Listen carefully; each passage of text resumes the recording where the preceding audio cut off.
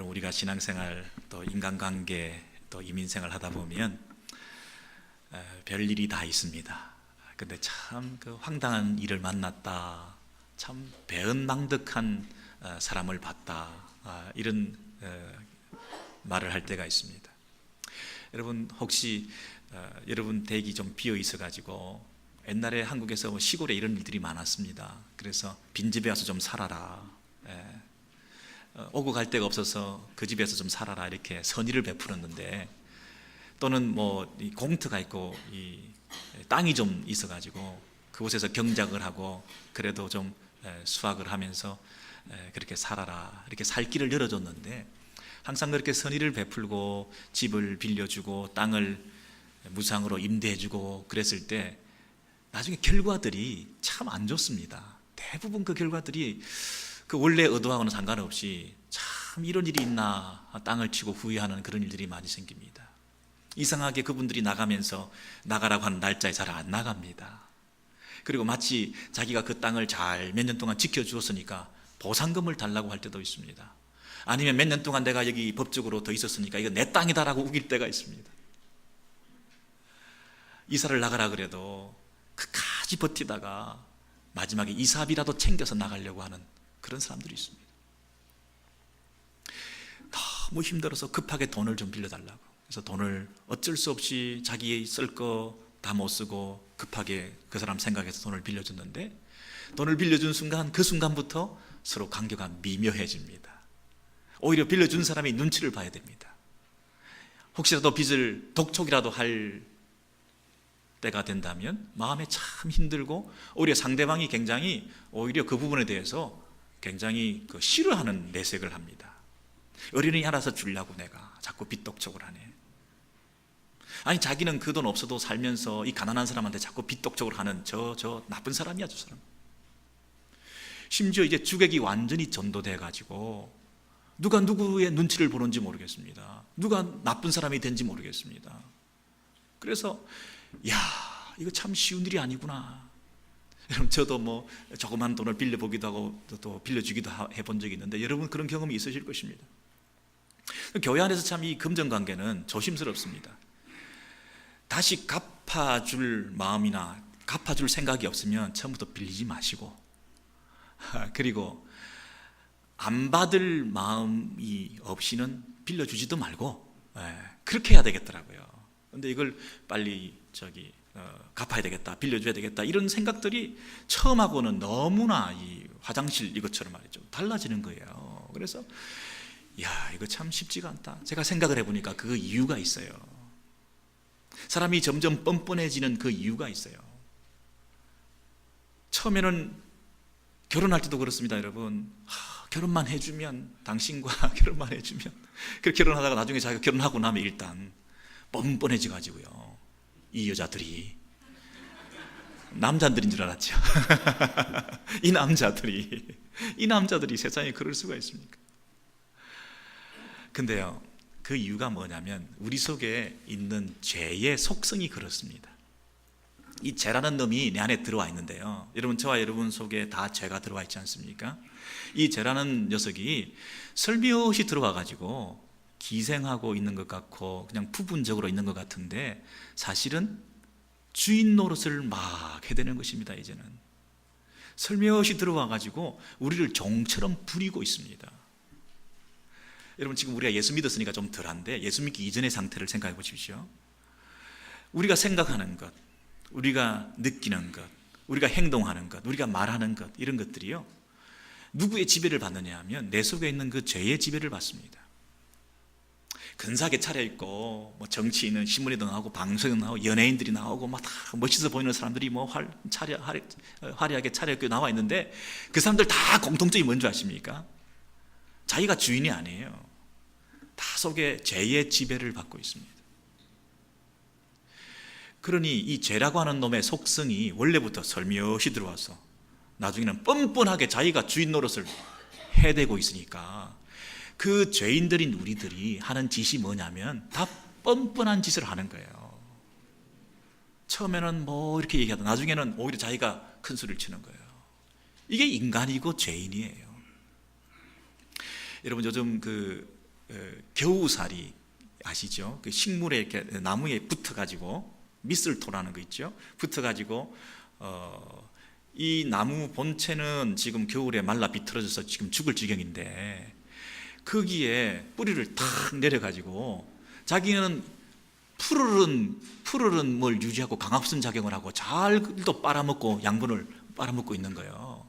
그 겨우살이라는 놈이요 얼마나 잘 빨아먹으면 이 밑에 있는 가지는 앙상한데 이 본체는 앙상한데 이 본체가 나중에 말라 죽게도 만들 수 있을 만큼 이렇게 빨아먹고 있거든요. 이 기생하고 있는데 사실은 본체를 사로잡고 있거든요. 여러분 그 지난번에 말씀드렸던 공생관계는 양반이라 그랬죠. 고래 등에 말이죠 그 피부에 이 따개비가 앉아가지고 조개가 앉아가지고 사는 것, 이 정도는 귀엽게 봐줄 수 있을 것 같아요. 소라 고등 같은 데 들어가서 개가 말이죠 주인 노릇하면서 어느새 자기가 주인 노릇하고 그 집을 자기 마음대로 하고 있지 않습니까? 이 숙주라고 그러죠. 숙주 나물 말고 숙주 호스트. 그러니까 들어가 가지고 그 몸뚱아리를 자기 마음대로 조정하는 기생충 같은 것이 들어가서 그 숙주에 들어가서 조종하는 거 있죠. 여러분 어떤 그 숙주로 중간 숙주로 이제 쓰임 받는가 하면 기생충이 말이죠. 이 새한테 자기가 가고 싶은 새한테 들어가야 되겠다는 생각을 가지면 그 중간 숙주로서 물고기 안에 들어간다 그러죠. 그래서 물고기를 조종을 해가지고 물고기가 물속 깊이 들어가 있게 만들지 않고 물 위에 뜨게 자꾸 만든다는 거예요. 이 기생충의 그 역할이라는 게. 그래서 그 기생충이 이 물고기를 자꾸 물 위에 뜨게 만들어서 새가 그 물고기를 잡아먹게 함으로써 이 기생충이 새에게 들어가려고 하는 그 의도를 달성한다는 거예요. 어떤 기생충은 고양이한테 들어가기를 원하는 거예요. 그래서 쥐한테 들어가가지고 중간 숙주죠. 최종 숙주에 들어가기 위해서 중간에 들어가가지고 그 호스트에 들어가서 거기서 먹고 마시고 살면서 그것을 조정해서 완전히 쥐를 고양이한테 가게 만드는데 어떻게까지 유전자를 조작하고 성격을 조정하느냐 하면 쥐가 고양이한테 겁을 안 내게 만드는 거예요. 고양이한테 겁을 덜 내게 만드는 조정을 통해서 고양이가 나타났는데도 쥐가 버티고 있다가 잡아먹히면 그 기생충이 고양이한테 들어간다는 거예요. 여러분 댕기열 바이러스라는 거 아시잖아요. 모기한테 일단은 중간에 들어가서 그 모기가 사람한테 물도록 조종하는 그 바이러스가 있는 거예요. 그러니까 이게 이 세상이 말이죠 이렇게 뭔가 기생해서 처음에는 조심해서 겸손하게 이렇게 지내다가 나중에는 자기가 주인 노릇하고 그 몸체를 잡아먹고 결국 망하게 만들고 개야 어떻게 되든지 관계없이 버리고 자기는 또 다른 데 가고 하는 이런 식의 아주 약육강식의 원리가 적자 생존의 원리가 아주 지배하는 이런 미묘한 이런 자연계의 타락한 본성들이 지금 존재하고 있다는 거예요. 그런데 그것이 우리 죄가 우리 안에 들어와서 역시 그 타락한 기능들을 계속해서 펑션을 하고 있는 거예요. 그래서 우리 안에 들어와 있는 이 죄가 언젠가부터 내 주인이 돼버렸어요. 완전히 우리를 종처럼 부리고 있어요. 여러분 우리가 참 뻔뻔한 사람들 많이 보잖아요. 저럴 수가 있을까? 눈 한번 탁 감아버리고 자기 이익을 탁 챙기는 사람들이 있죠. 처음에 그 감격과 그 신실함과 감사의 태도는 없어지고 나중에는 웬만한 걸 가지고도 감사하지 못하고 오히려 불평하고 원망하는 거 있죠. 자기가 한 것은 다 내가 잘했기 때문에 이렇게 된 것이고 옛날에 받은 은혜와 은덕들에 대해서는 까맣게 잊어버리는 거죠. 우리가 직분을 받아도 그렇습니다. 우리 교회 생활해도 그렇습니다. 우리가 구원의 감격을 누리는 것도 그렇습니다. 우리 같은 것에게 하나님께서 구원의 선물을 주시고 우리에게 이 놀라운 하나님의 교회를 섬길 수 있는 직분을 주셨는데 불구하고 그 은혜에 대한 감사가 까맣게 잊어버리고 나중에는 자기가 주인 노릇을 하고 행세를 하고 오히려 불쾌하게 생각하고 다른 사람을 원망하고 비난하면서 하나님 앞에까지도 대들 수 있는 이런 아주 더럽고 악한 녀석들이 내 안에서 살아있는 거예요. 그러니 이 죄의 속성이 원래 그렇다 보니까 이 녀석들이 하는 짓이 보면 다 그렇게 뻔뻔한 짓을 하는 거예요. 돈을 빌려도 나중엔 자기가 큰 소리 치고, 무상으로 토지에 들어가서 농사를 지어도 감사할 줄 모르고 자기 땅이라고 우게 되고, 여러분 이런 식의 눈 한번 감고 내 것 챙기는, 어느 날 자기도 모르게 내가 뻔뻔해져 있는 이런 모습이 이 세상살이라는 것입니다. 이것이 인간관계라는 것입니다. 여러분, 예수 믿는 사람과 예수 믿지 않는 사람의 그 다른 점은 뭐겠습니까? 그렇다면 누구나 있는 이 죄의 속성에 지배를 받고 있는 세상 사람들은 이 죄가 그렇게 뻔뻔함이 있기 때문에 그렇게 뻔뻔하게 살아가는 것이 세상의 사람들인데, 예수 믿는 사람들은 그 죄의 문제를 정리한 사람이고 그 죄의 문제를 극복한 사람들이고 그 죄를 이긴 사람들 아닙니까? 그러므로 단적으로 말해서 예수쟁이와 예수쟁이 아닌 사람들의 그 차이는 어디에서 나타납니까? 뻔뻔하지 않는 거예요. 처음 약속을 지키는 거예요. 사람이 한결같은 거예요. 결혼하기 전이나 결혼한 이유가 똑같은 거예요. 그러려고 애를 쓰는 거예요. 돈을 빌렸으면 갚으려고 애를 쓰는 거예요. 이런 자세가 없으면 여전히 그 죄의 뻔뻔한 속성을 따라 살아가고 있는 불신자와 같은 사람이라는 거예요. 여러분, 저와 여러분은 예수 믿는 사람들이시죠? 예, 아멘이십니까? 예. 그러면 뻔뻔하시면 안 됩니다. 뻔뻔한 짓 하고 다니시면 안 됩니다. 한결같은 분이셔야 됩니다. 약속을 지키는 분이셔야 됩니다. 은혜에 대해서 감사할 줄 알아야 됩니다. 처음 받은 그 은혜에 대한 감격이 있으셔야 됩니다. 눈 한번 딱 감고 내 이익을 탁 챙기는 그런 뻔뻔한 사람, 그런 삶을 사시면 안 됩니다. 여러분, 오늘 이 말씀이요, 그 얘기를 합니다. 우리 예수 믿는 사람들은 어떻게 해야 되느냐? 로마서 8장 11절에서 12절에 있는 내용이 우리가 다 빚진 자라고 이렇게 얘기를 하고 있습니다. 여러분 같이 한번 읽으시겠습니다. 시작. 예수를 죽은 자 가운데서 살리신 이의 영이 너희 안에 거하시면 너희 안에 거하시는 그의 영으로 말미암아 너희 죽을 몸도 살리시리라. 그러므로 형제들아, 우리가 빚진 자로 돼 육신에게 져서 육신대로 살 것이 아니니라. 여러분, 그러므로 형제들아 우리가 빚진 자로 돼 그랬습니다. 형제들아 우리가 빚진 자로 돼. 그러니까 예수 믿는 사람들을 말하고 있습니다. 우리 예수 믿는 사람들은 뭐한 사람이라고요? 빚진 사람들이다. 무슨 빚을 졌습니까? 누구에게 빚을 졌습니까?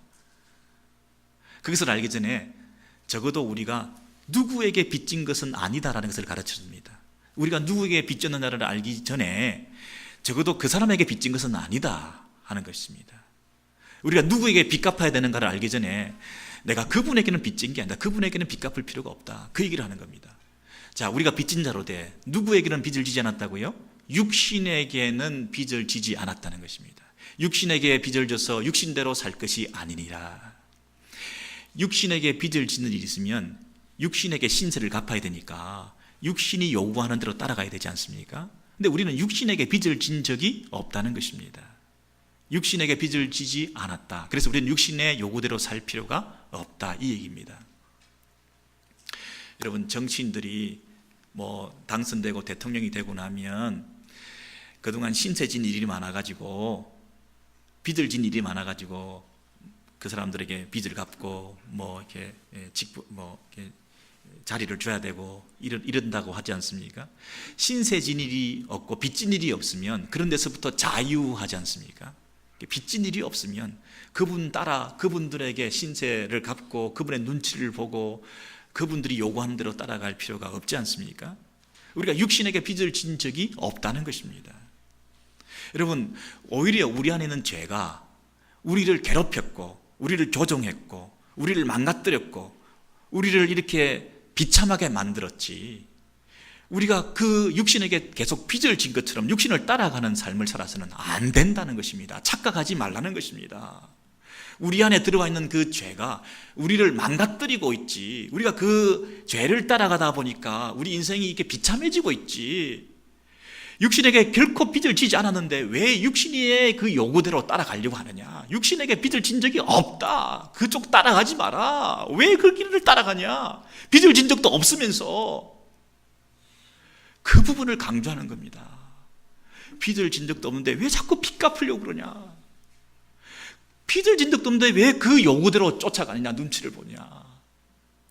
육신은 오히려 내 안에서 나를 망가뜨렸고, 나를 비참하게 만들었고, 나를 지배했고, 나를 힘들게 만들지 않아, 나를 괴롭혀 왔는데 왜 거기에 자꾸만 마음을 두냐? 여러분, 우리의 속에 있는 이 죄의 기능을 통해서, 육신이라고 하는 것은 이 죄의 성품이 우리를 자꾸 부추기는 걸 말하고 있습니다.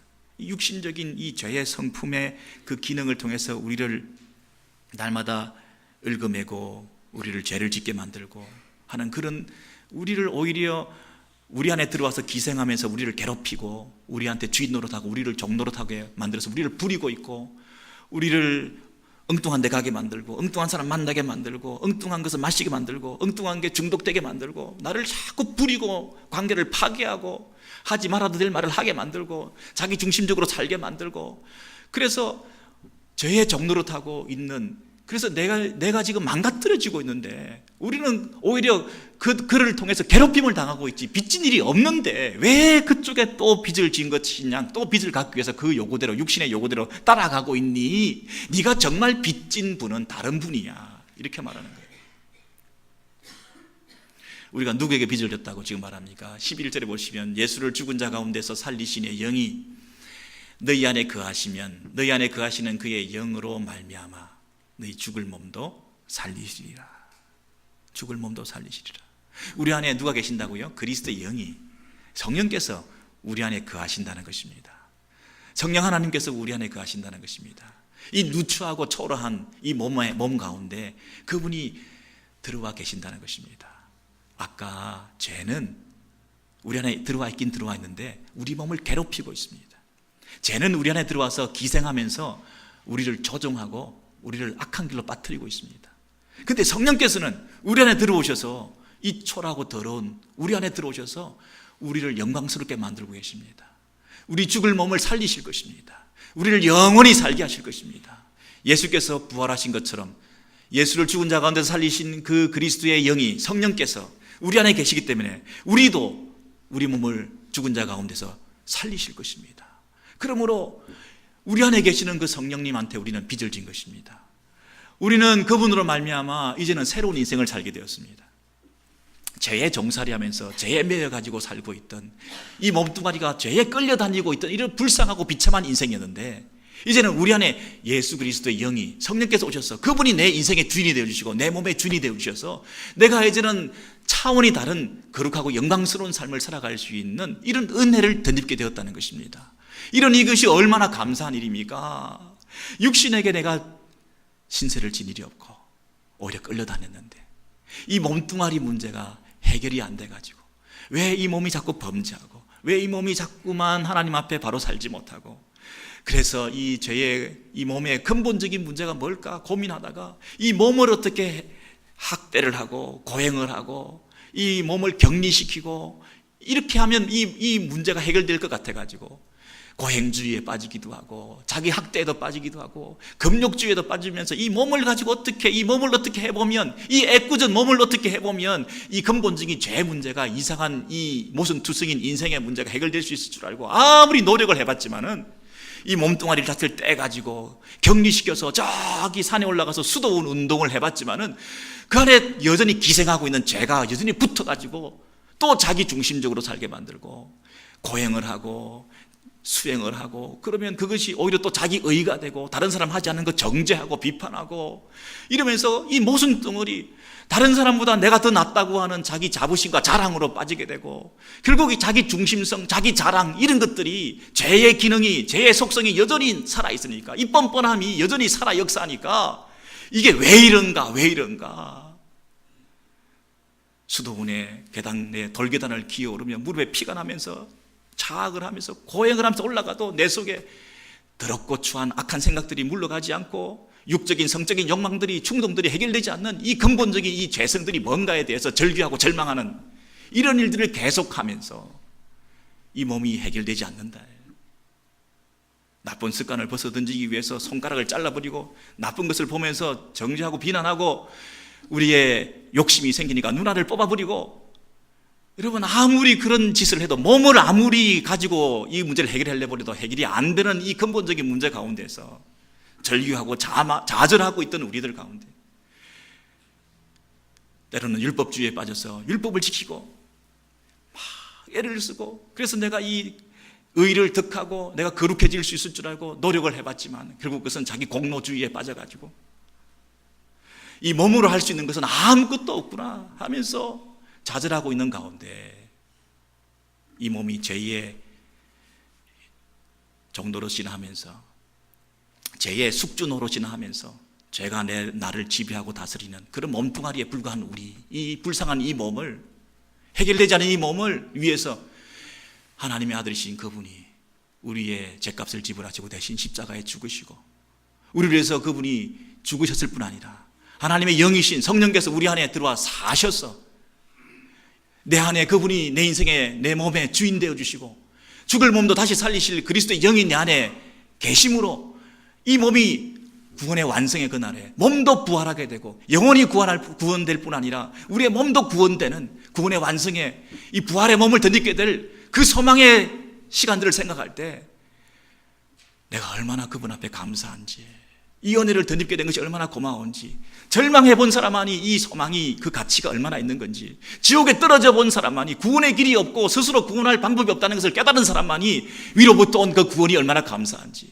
내 힘으로 안 되는 것이 그분이 하신다고 하는 사실이 얼마나 감사한지, 성령 하나님 그분이 오셔서 나를 위해서 대신 살아주시는 이 누추하고 초라한 우리 가운데 찾아오셔서 내 안에 살아계시는, 내 안에 계시는, 제가 귀생하여 나를 부리는 게 아니라 그분이 내 인생의 주인 되어 주셔서 나를 영광스럽게 만들어 주시는 이 은혜에 감사해서, 이 질그릇 같은데 보배로운 그분이 오셔서 나를 이 보배롭게 만들어 주셨던 이 사랑에 감사해서 내가 빚진 자라는 것입니다.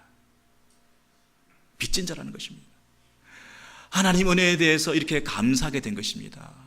그래서 내가 그리스도의 영이 내 안에 계셔서 그분을 생각할 때 내가 빚진 자 의식을 가지게 될 때 내가 그분이 원하고 요구하는 대로 따라가야 되겠구나.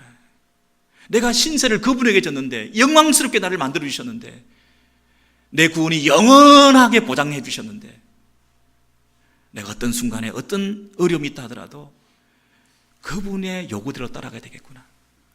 신세진 일이 없는 죄의 본성은 여전히 나를 충동질하고 요구하는데 내가 거기에 빚을 갚을 일이 없지. 정말 빚진 분은 우리 성령님이신데 이 영광스러움에 참여하게 하시고 성도라는 거룩한 반열에 나를 세워주신 이 은혜에 감사해서 내 한 목숨, 내 생명 다하여 그분이 요구하는 대로 그분의 인도함을 받으면서 그분 앞에 순종하는 그런 삶을 살아야 되겠구나. 여러분, 이런 빚진 자 의식을 비로소 우리가 가지게 되었다는 것입니다. 구원받았으니까 우리가 복음을 전해야 된다, 이런 빚진 자 의식이 아니고요. 여기서 말하는 이 빚진 자 의식이라고 하는 것은 삼위 하나님께서, 성부, 성자, 성령 하나님께서 우리를 위해서 베풀어 주신 그 놀라운 사랑,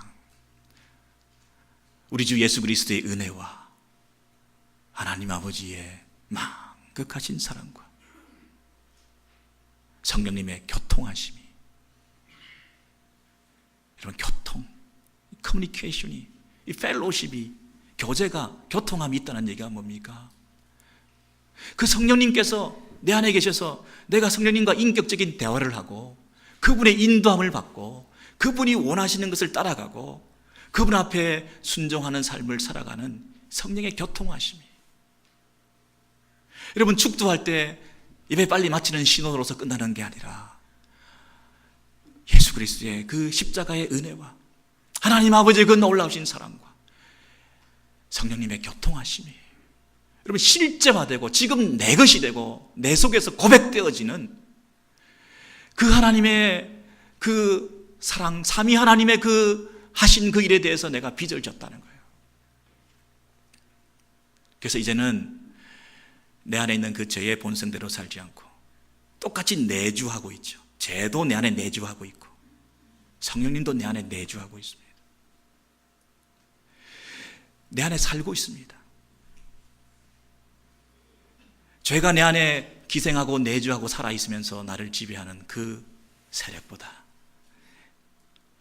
우리 하나님께서 우리 안에 거하시면서 그 하나님의 창조의 능력으로 우리를 사로잡으시고 붙잡으셔서 우리를 인도해 나가시는 그 하나님의 능력에 우리가 붙들림 받으어서 그분의 인도함을 받으며 살아가는 새로운 인생, 내주하시는 성령님, 내 안에 있는 그 죄의 속성대로 살아가는 인생이 아니라 내주하시는 성령님께서 인도하시는 거룩한 삶으로 우리가 초청받고 그 인도함을 받는 이 축복을 가지게 되었다는 것입니다. 빚을 갚아야 되겠구나, 뻔뻔해지 말아야 되겠구나, 눈 찔끔 감고 자기 이익을 챙겨서는 안 되겠구나, 내가 한결같아야 되겠구나, 내가 처음 약속한 것은 반드시 지켜야 되겠구나, 내가 가족들에게 신실해야 되겠구나, 내가 직분 받은 것에 대해서 처음 그 감격을 회복해야 되겠구나, 하나님 앞에 약속한 것은 반드시 지켜야 되겠구나. 신실함, 자기의 사소한 이해관계 때문에 뻔뻔스럽게 세상 사람들처럼 살아가는 그런 인생, 나는 정리해야 되겠구나. 여러분의 성공, 여러분의 인생의 목표가 무엇입니까? 여러분이 신자답게 살아가는 것, 여러분이 세상에서 가장 위대한 일이 무엇인지 아십니까? 성령 하나님의 인도함을 받는 삶입니다. 가장 가치 있는 일이 무엇인지 아십니까? 내 안에 있는 죄의 본성을 끊어버리고 내 안에서 말씀하시는 성령님께서 주인 노릇하실 수 있도록 내가 순종하는 것입니다. 그 인생길이 하나님 오실 때 생명의 길입니다. 사람들 보기에는 그 반대처럼 보일지 몰라도 우리는 무엇이 생명의 길인지, 무엇이 사망의 길인지 예수쟁이들은 확실히 알게 되었습니다. 예수 믿기 전에는 몰랐습니다. 예수 믿기 전에는 그것이 성공인 것이구나, 그 신기루를 쫓아가지고 남들이 살아가는 그 모습을 보면서 부러워하면서 그것을 하지 못해서 안달하면서 그렇게 우리가 살아왔지만은 예수 믿고 난 다음에 우리는 두 관점에서 확실히 보게 되었습니다. 여러분, 힘들고 어렵지만 여러분 안에서 살아 역사하시고 내주하시고 여러분을 인도하시는 성령님의 인도하심을 받으며 죄의 유혹을 이겨나가시는 우리 참 성도 되시기를 바랍니다. 여러분, 그 사실을 우리 13절 이하에서 확인해 주고 있습니다. 로마서 8장 13절 14절에서 누가 하나님의 아들이냐, 누가 성도냐, 그 얘기를 하면서 이렇게 얘기합니다. 너희가 육신대로 살면 반드시 죽을 것이로되 영으로서 몸의 행실을 죽이면 살리니 뭐가 죽는 것이고 뭐가 사는 것이냐, 뭐가 죽는 것이고 뭐가 사는 거냐, 네가 살려고 하면 죽고 죽으려고 하면 산다, 그렇게 말하고 있습니다. 그래서 무릇 하나님의 영으로 인도함을 받는 사람은 곧 하나님의 아들이라. 여러분, 로마서가 얼마나 위대한 성경책인지 모릅니다. 성경 66권 중에서 가장 위대하고 가장 빛나는 책을 하나 뽑아라 그러면 로마서라고 얘기를 합니다. 이 반지와 같아 그러지. 반지의 보석과 같은 것이 8장이라고 그러지 않았습니까? 이 한 구절 한 구절, 루트가 이 8장 14절을 뭐라고 얘기했냐면 8장 14절 무릇 여기서부터요, 차라리 황금 글자로 썼으면 좋았을 뻔했다, 이런 얘기를 했어요. 황금으로 글자를 입혀서 썼으면 좋을 뻔했다. 그 정도로 가치 있고 귀중한 말씀이라는 거예요. 무릇 하나님의 영으로 인도함을 받는 사람은 곧 하나님의 아들이니라. 여러분, 우리가 하나님의 아들이라고 하는 증거는 내 안에 하나님의 영으로 인도함을 받는 사람이라, 이렇게 말하는 것입니다. 영어 표현을 보시면 뭐뭐 때문에 이렇게 돼 있죠. 내가 하나님의 영으로 인도함을 받기 때문에 내가 하나님의 아들이라고 말할 수 있다, 이렇게 말합니다. 내가 하나님의 영의 인도함을 받지 않는 사람이라면 내가 과연 하나님의 아들인가 의심하게 됩니다. 여기서 인도함을 받는다라는 그 원래의 뜻은 조금 강력한 힘이 실려 있습니다. 예수께서 광야로 성령께서 이끌어 가셨다, 광야에서 유혹을 받기 위해서, 시험 받기 위해서 예수님을 광야로 이끌어 가셨다, 성령께서 할 때 그 이끌어 가셨다, 이런 부분입니다. 그러니까 본인의 의도와 생각과는 상관이 없이 본인이 원하지 않지만, 자기 본성대로는 할 수 없지만 하나님의 뜻이라면, 하나님의 때에 해야 될 일이라고 한다면 그것에 순종한다는 면에서 인도함을 받는다, 이끌리심을 받는다, 더 자극적인 표현을 쓰면 질질 끌려간다라고 할 정도로 힘에 붙잡혀가는 것입니다. 그런데 이것이 단순한 외적인 힘, 강제적인 힘이 아니라 내 내면에서 성령께서 우리 안에 자극하시고 우리 안에서 설득하시고 우리를 권면하셔서 자발적으로 우리가 그 성령님의 인도를 받으며 순종하는 걸음을 내딛는다. 그 파워와 권세가 너무나 강력해서 육신의 정욕대로 사는, 가지 않으려고 하는 그 세상으로 향하려고 하는 그 욕심보다 성령 하나님의 그 우리를 설득하시고 우리를 작업하시고 우리를 빚어주시고 우리를 만들어 가시고 하나님의 때다, 하나님의 뜻이다 라고 하는 그 생각이 우리를 사로잡아서 거기에 순종하게끔 만들어주시는 그 성령의 능력이 강력하다는 뜻입니다. 그 하나님의 인도함을 받는 사람이라는 거. 그 인도함이라는 그 말 속에 그냥 너무 피상적인 인도함이 아니라 하나님께서 우리를 꽉 사로잡으셔서 육신의 정욕을 이기고 자기를 사랑하는 마음을 버려두고 하나님의 때에 하나님의 뜻에 합당하게 순종하는 그 마음으로 이끌림 받는 이 내면적인 강력한 전쟁, 내면의 전쟁에서 승리하는 이 힘이 성령께서 우리 안에서 역사하고 계신다는 것입니다. 그래서 우리가 이 믿음의 확신을 가지고 성령의 인도하심을 받으려고 하면 그 성령님의 강력한 파워가 우리를 사로잡아서 우리를 그걸로 인도해 나가신다는 것입니다. 가만히 있으면 안 됩니다, 여러분. 그분 앞에 순종하셔야 됩니다. 그분의 인도함을 받아야 됩니다. 그래야 우리가 몸의 행실을 죽일 수가 있습니다. 가만히 있는다고 죽습니까? 점점 독버섯처럼 더 많이 자라나죠. 빛이 들어와야 어둠이 물러가는 거 아닙니까? 어둠을 어떻게 억지로 물러내겠습니까? 빛이 들어오면 그 빛이 들어오는 만큼 어둠이 물러가는 것입니다. 성령의 인도하심을 받겠다는 그 마음을 가지고 내 내면의 전쟁에서 승리하고 그분을 바라볼 때에 그분이 주시는 그 빛의 충일함을 통해서 내면의 놀라운 성숙과 승리와 변화의 아름다운 성장의 길이 한 걸음 한 걸음 한 걸음 한 걸음 성령의 인도함을 받는 삶을 살아가게 되는 것입니다. 여러분, 이것이 가장 위대한 일입니다. 세상에서 가장 위대한 일입니다. 그리고 가장 시급하게 시작하셔야 될 일입니다. 하나님의 아들이 될 수 있는 유일한 길은 하나님의 영의 인도함을 받는 사람입니다.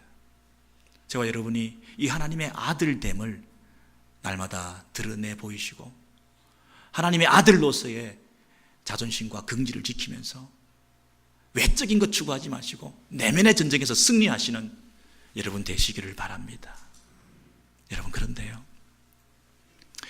이 땅에 우리가 살면서 이 성령의 인도함을 받으면서 100% 순종하면 얼마나 좋겠습니까?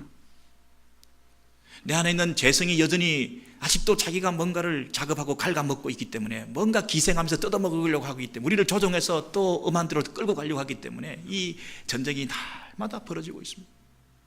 그래서 때로는 우리가 실패하고 또 유혹에 빠지고 또 반복적인 죄를 지을 때도 있습니다. 실패하고 좌절하고 절망하고 그러면서 내가 과연 하나님의 아들인가? 내가 과연 하나님의 아들인가? 이 딸들은 빠지는 게 아닙니다. 같이 포함되는 겁니다. 내가 과연 하나님의 딸인가? 내가 하나님의 아들인가? 내가 정말 신자인가? 내가 정말 배신자 아닌가? 정말 내 삶이 하나님 앞에서 이러면 안 되는데 하면서 어느 날 자기가 자책감에 빠지기도 하고 자기도 모르게 세상 사람들과 짝하면서 그냥 거기 퍼져 앉아가지고 난 이대로 살래. 그냥 이게 편해. 그냥 옛날 교회 다니면서 예배 드리고 그럴 때는 뭔가 부담스러웠어. 그냥 세상에 나와서 이렇게 노니까 정말 좋네. 그냥 부담도 없고 당연하죠. 싸움하지 않으니까 그냥 본성대로 가니까 태풍에 강물에 떠밀려가는 나무 토막처럼 막 떠밀려 다니니까 그냥 가만히 있으면 가니까요. 얼마나 편해요. 싸울 필요가 없지. 역류하기가 얼마나 어렵습니까? 세상을 거슬러 올라가기가 얼마나 어렵습니까?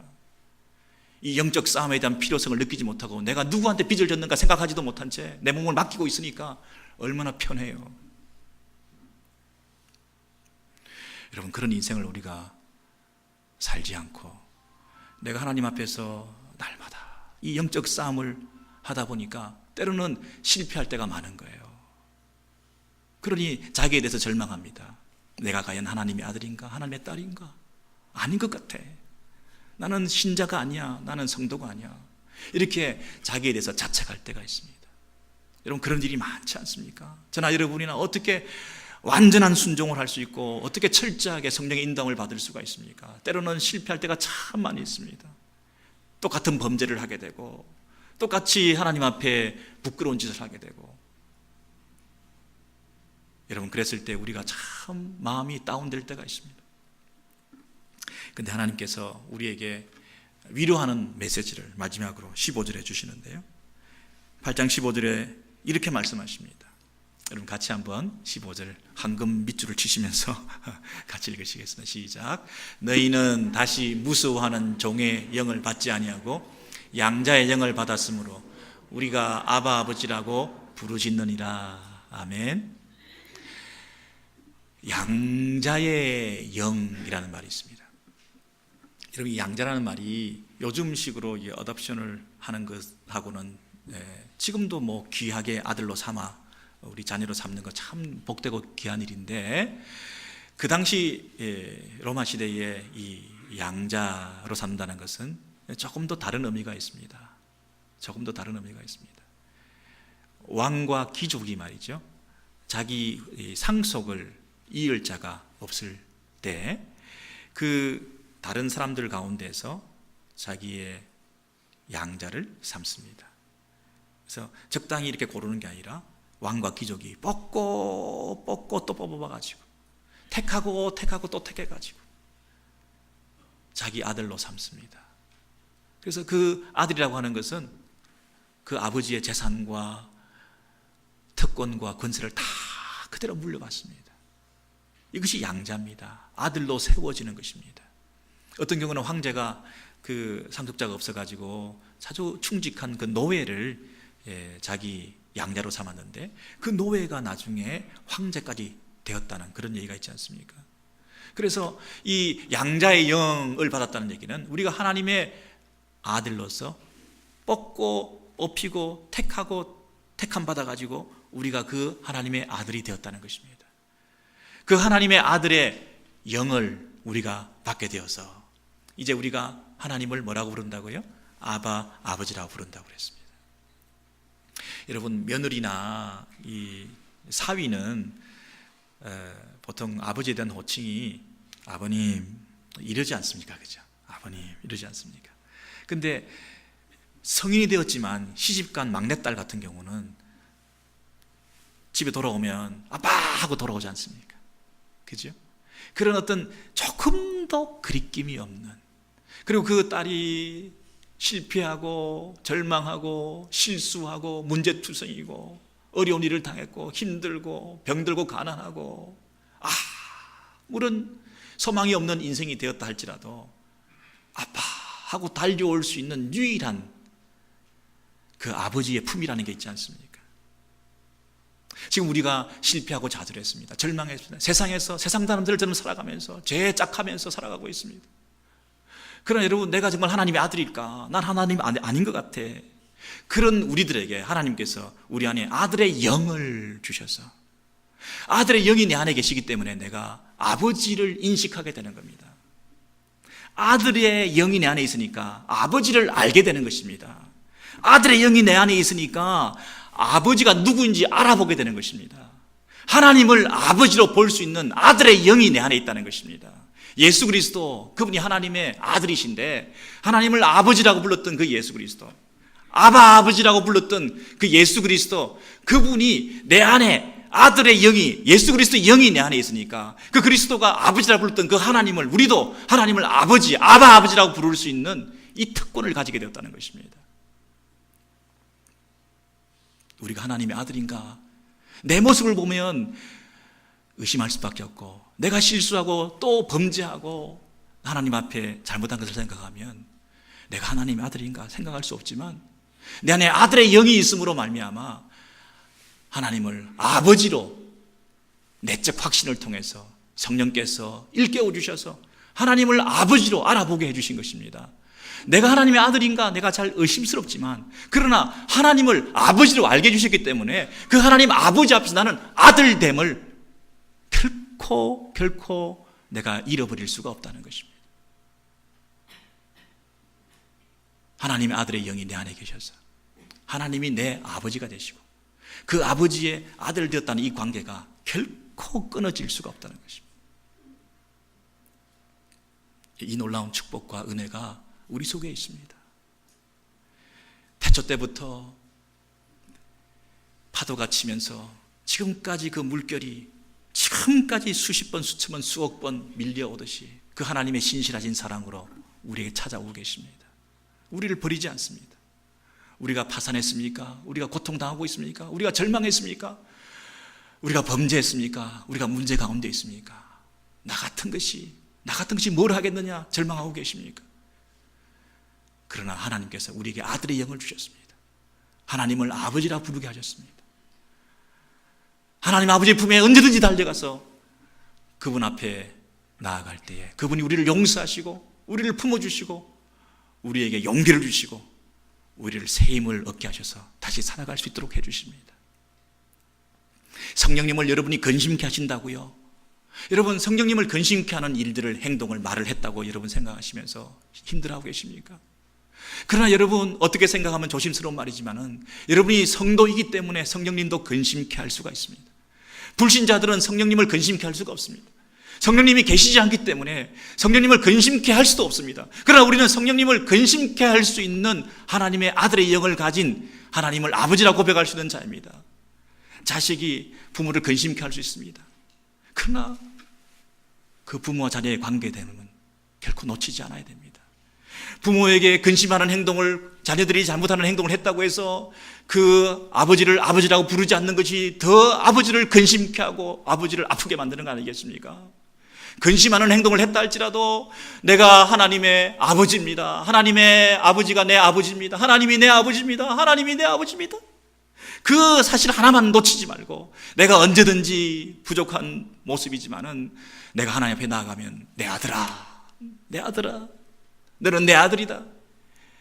불러주시고 택해주시고 책임져 주신다고 하는 이 사실에 대해서 흔들림 없는 믿음을 가지고 우리가 신앙생활을 할 수 있도록 우리를 도우시고 격려하시는 것입니다.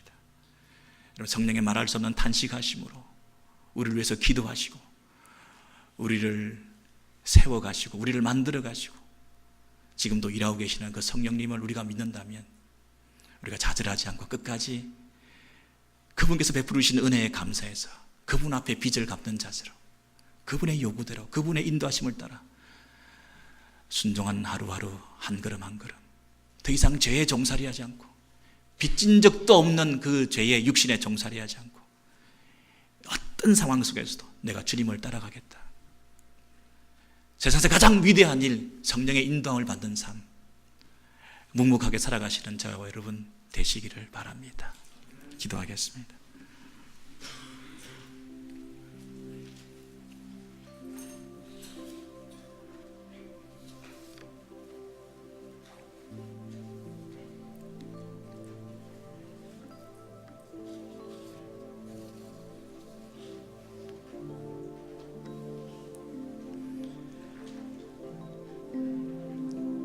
하나님 아버지, 우리가 성령님을 그득 근심시키고 때로는 성령님이 내 안에 계시지도 않는 것처럼 때로는 십자가의 그 은혜도 무언지도 모르는 것처럼 세상이 좋아서 자기를 드러내고 자기가 인정받는 것이 좋아서 자기 자랑하며 자기 과시하며 자기 의를 드러내면서 살았던 예수 믿으면서도 예수님 믿는 사람답게 살지 못했던 뻔뻔하고 신실하지 못했던 우리의 모습을 이 시간 고백합니다. 죄의 근본적인 속성이 죄의 경향성이 우리 안에 슬쩍 들어와서 우리를 조종하고 자기가 주인 노릇하는 것처럼 그런 뻔뻔한 행동들을 우리가 속해 있는 공동체와 내가 맡은 직분에 대해서와 내 배우자에 대해서와 우리의 인간관계 속에서 우리가 그렇게 살지는 않았는지 돌아보게 해주시고 그리스도인의 삶의 분명한 정체성을 드러내고 어디에서 누가 무엇을 어떻게 하든지 내가 그리스도인됨을 나타내면서 추호도 의심 없는 하나님의 아들됨을 늘 기억하고 하나님의 아들답게 성령의 인도함을 받는 삶을 살아가는 신실한 우리 오렌지교회 성도들 되게 해 주옵소서. 이 가장 중요하고 시급한 일을 할 때에 하나님께서 우리가 생각하는 가장 중요하고 시급한 일도 해결해 주시고 상대적으로 보게 해 주시고 무리를 걷는 기적적인 삶을 살게 하시고 우리의 건강과 우리의 비전에서 우리의 자녀들 책임져 주시고 내가 걱정하는 것 이상으로 하나님께서 우리를 걱정해 주셔서 우리를 살려주시고 우리를 형통한 길로 인도해 주실 줄 믿사오니 먼저 우리가 성령의 인도함을 받는 삶에 집중할 수 있는 하나님의 아들 참된 성도들 되게 해 주옵소서. 우리 주 예수 그리스도 이름으로 기도하옵나이다. 아멘.